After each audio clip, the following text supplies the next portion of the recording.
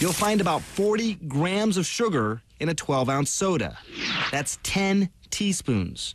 And it adds up from a dozen grams or more in a serving of sweetened cereal to 28 grams in some juice drinks. Adrian McCarge was eating a typical diet.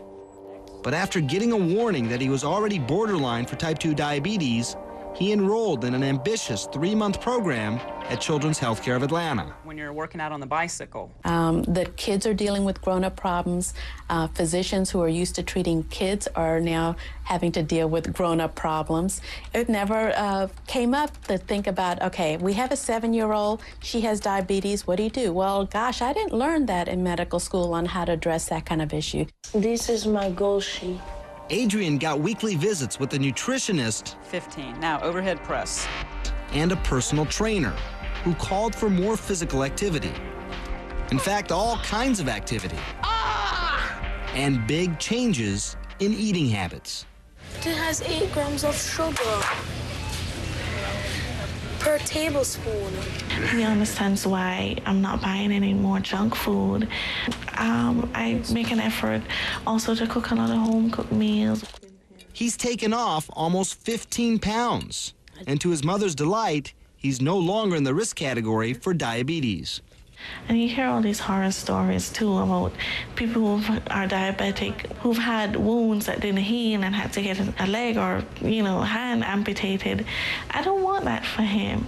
If he eventually becomes a diabetic, I think it would just cut off so much of his childhood.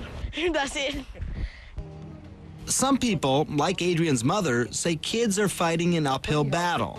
She says it simply shouldn't be so hard, that the companies who make that delicious food should do more to make it healthier. It seems the ultimate goal to me, and this may be very controversial, it's just about making money and not necessarily providing healthy food for a healthy society. Now, I knew you wouldn't be able to see this little kernel of wheat on television, so I brought another one along. There. Isn't that a beauty?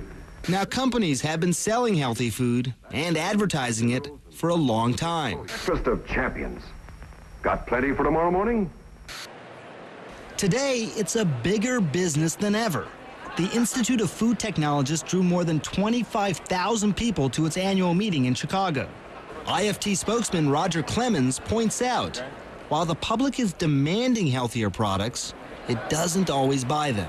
Food companies want to provide those foods that are lower in saturated fat, lower in cholesterol, lower in sodium, all these attributes that we've come to accept by the various scientific bodies. At the same time, the behaviors of our public has not changed. You want to have nutritional foods, you want to have choice for consumers, but you have to have great taste. David McKay is president and CEO of Kellogg's. The company got its start more than 100 years ago as a health food business. It's in every box. But today, Kellogg's also makes plenty of sugared cereals like this. And it's come under fire from health advocates like the Center for Science and the Public Interest and its founder, Michael Jacobson. He's the guy who invented the term junk food. We should get rid of junk food advertising aimed at children. Get rid of that influence. CSPI threatened to sue the Kellogg Company for unfair marketing, sort of like the lawsuits against Big Tobacco, until they struck a deal. Kellogg's announced it would reformulate products to make them healthier. Lego, my Lego. And only advertise healthy products to children younger than 12. We believe that we're a very responsible marketer to kids, and we wanted to continue to enhance and develop that. To qualify as healthy under Kellogg's plan, a food needs to have less than 200 calories, limited salt and fat, and no more than 12 grams of sugar per serving. Frosted Flakes, by the way, has 11 grams of sugar. It sneaks in right under that line.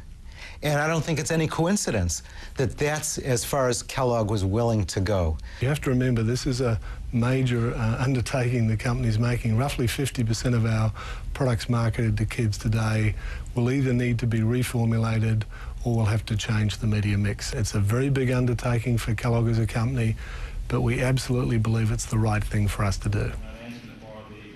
At a Federal Trade Commission meeting this summer, 11 more big companies, including McDonald's, PepsiCo, and General Mills, lined up with similar promises. We'll be giving nutrients of interest. McKay says the threatened lawsuit had nothing to do with Kellogg's move, but there is public pressure. In an exclusive CNN and Opinion Research Corporation poll, nearly half the people said they would support government restrictions on junk food ads aimed at kids.